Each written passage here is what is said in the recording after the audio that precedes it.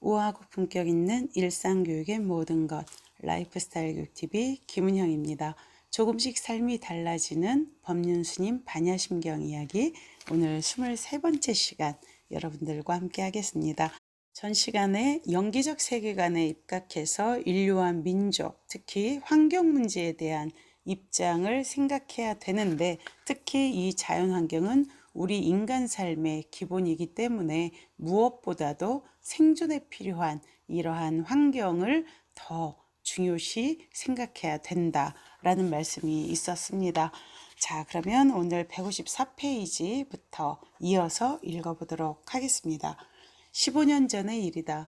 실력에 비해 좋은 대학만을 고집하기에 그보다 중국어나 러시아어 학과에 갈 것을 권유해 본 적이 있다. 학부형으로부터 빨갱이가 아니냐는 엉뚱한 의심만 받았지만 세계를 영기적으로 보면 그 변화를 예측할 수 있게 된다. 영광과 변화의 관점에서 세계의 변화 가능성과 우리나라의 관계를 보면 어떻게 해야 할지 알 수 있지 않겠는가. 그때 그 과에 진학했었다면 지금 그 아이는 어떻게 됐을까. 30대 중반쯤이니까 회사원이나 공무원이 되었다면 과장급 정도는 되어 있을 것이다. 기업체나 관공서에서 러시아나 중국에 5년 전부터 사람을 파견시키면서 주로 이사나 부장급이 파견된다고 한다. 그러나 비록 30대의 젊은이라 할지라도 그 나라 말에 능통하다면 그 사람이 이사 대우 받으며 가게 되지 않겠는가. 결과적으로 또래의 다른 이들에 비해 진급이 10년이나 앞설 것이고 외교에 있어서도 매우 중요한 역할을 하게 될 것이다. 대통령이 소련에서 회담을 하는데 러시아어를 정치적으로 능란하게 통역할 사람이 한 사람도 없어서 결국은 소련 사람이 하게 되었다는 얘기를 알고 있을 것이다. 한 나라의 외교를 담당하는데 외국인이 통역을 하게 된다면 잘못 전달되거나 전달이 안 되는 경우도 생길 수 있고 크게는 엉뚱한 결과를 초래할 수도 있다. 나라에 현명한 지도자들이 있었더라면 비록 현재에는 적대 관계에 있을지라도 미래를 내다보며 인재를 키웠을 것이다. 사명대사가 일본의 침략을 예측하고 거북선을 만들게 했던 것처럼 이와 같이 모든 것은 연관되어 있고 또한 모든 것은 변화하고 있다. 이 세상에 존재하는 물질이든 생명이든 정신이든 모든 것이 변하고 있음을 늘 직시한다면 행복의 문은 저절로 열린다. 이처럼 일체의 존재가 연관되어 변화한다면 그 변화의 법칙은 무엇일까? 그 법칙이 인연과이다. 변화란 저절로 이루어지는 것이 아니고 반드시 그 변화가 일어날 수밖에 없는 원인과 그 원인이 작용하는 조건이 상응해서 나타나는 것으로 운명론이나 우연론은 철저히 부정된다. 만유인력을 발견한 것으로 유명한 뉴턴의 제2법칙은 속도, 가속도의 법칙이다. 속도의 변화인 가속도는 힘에 비례한다는 법칙이다. 그에 비례해서 반드시 가속도가 생긴다. 그러나 현상 관측에서 반드시 그렇게 인식되지 않는 것은 물질의 질량, 운동 상태, 마찰력 등 조건의 영향을 받기 때문이다. 이 법칙은 모든 일에 있어서 우연을 부정하고 필연을 강조한다. 모든 일은 반드시 원인과 조건에 의해서 일어나는 것이지 저절로 이루어지지 않는다. 그럴 만한 인연이 있기에 그런 결과가 나왔다는 것이다. 필연은 우리가 인식하고 있는 세계의 사건이고 우연은 우리가 인식하지 못하고 있는 세계의 사건일 뿐이다. 우연이란 우리가 다만 인식하지 못하는 범주의 사건일 뿐이지 저절로 또는 신의 뜻에 의해 나타나는 것은 결코 아니다.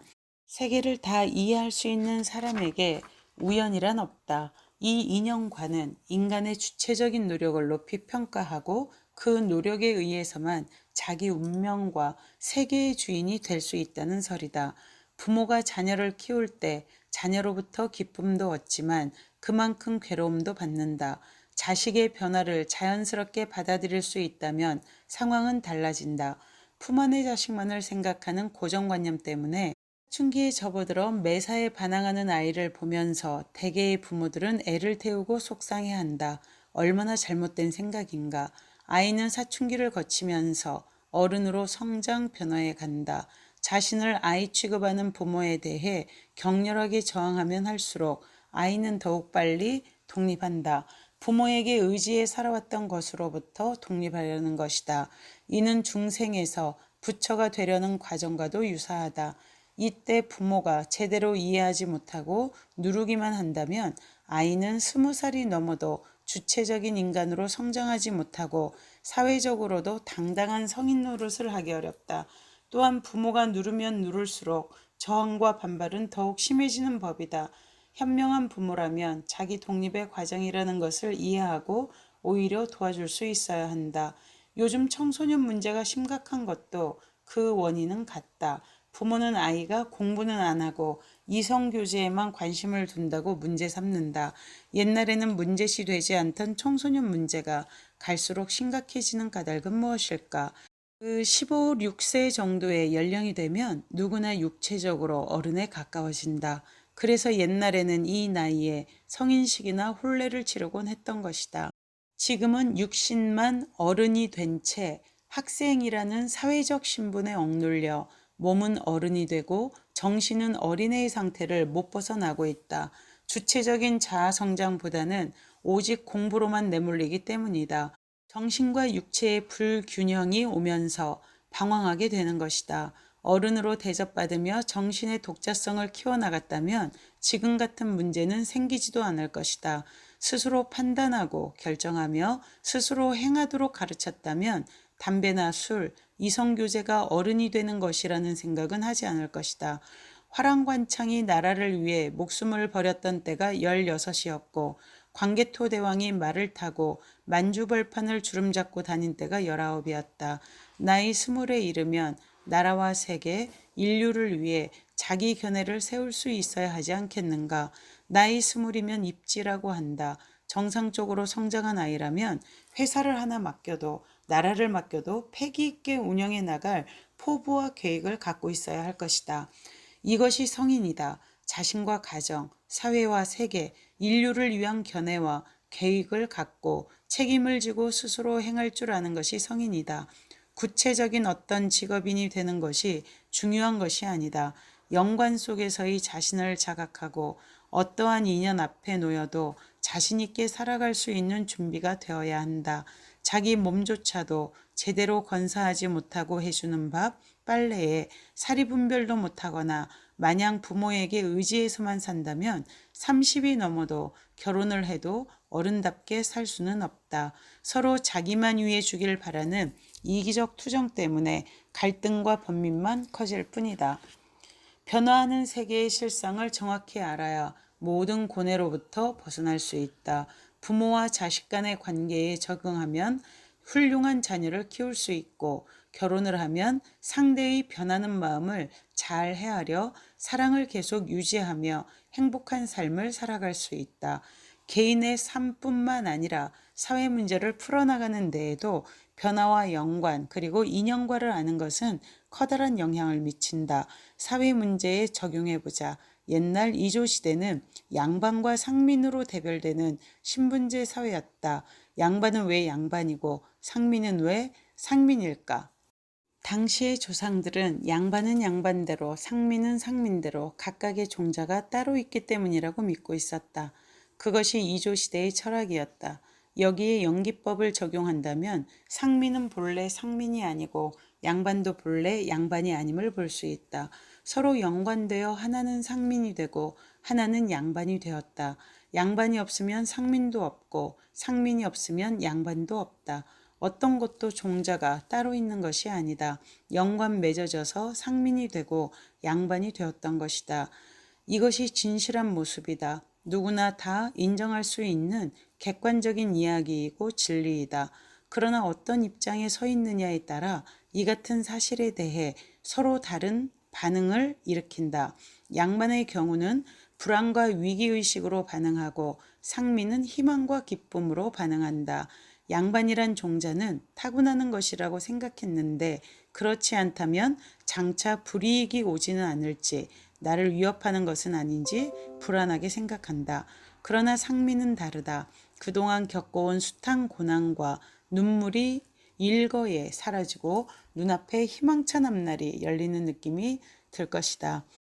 내가 종이 아닐 수도 있다. 본래 종자가 따로 있는 것도 아니고 양반과 종의 관계도 영원한 것이 아니고 변한다면 이제부터라도 신분적 질곡에서 벗어나 떳떳하게 사는 것이 가능하기 때문이다. 오늘 말씀 중에서 인연과에 대한 이야기가 굉장히 마음에 와 닿습니다. 인간의 주체적인 노력을 높이 평가하고 그 노력에 의해서만 자기 운명과 세계의 주인이 될 수 있다라는 것인데, 어제 서울에 상담을 하러 갔다가 부모와 아이를 같이 좀 만나 봤는데, 지금 스님이 말씀하신 정신과 육체의 불균형, 요즘 청소년들이 많이 안고 있는 문제이거든요. 저도 6학년 12살 때부터 자취 생활을 하였지만 충분히 혼자 독자적으로 결정하고 생활을 영위해 나갈 수 있는 나이예요. 근데 우리는 그냥 어린아이로 생각하고 모든 걸 부모가 해주려고 하죠. 이러다 보니까 아이들이 독자성과 독립성을 키워나갈 수 없고, 덩치는 컸는데 그냥 여전히 젖먹이 아이의 수준에 멈추어져 있는 이러한 양상을 보게 됩니다. 그래서 더욱더 이 인연과 인간의 주체적인 노력에 의해서 자기 운명과 세계의 주인이 될 수 있다라는 이러한 관점이 미래 교육에서 굉장히 중요한 입장이라는 생각이 듭니다. 오늘도 좀 유익하셨나요? 오늘 비가 좀 많이 오고 있네요. 가을비. 여러분, 감기 조심하시고 다시 24번째 시간에 만나 뵙도록 하겠습니다. 감사합니다.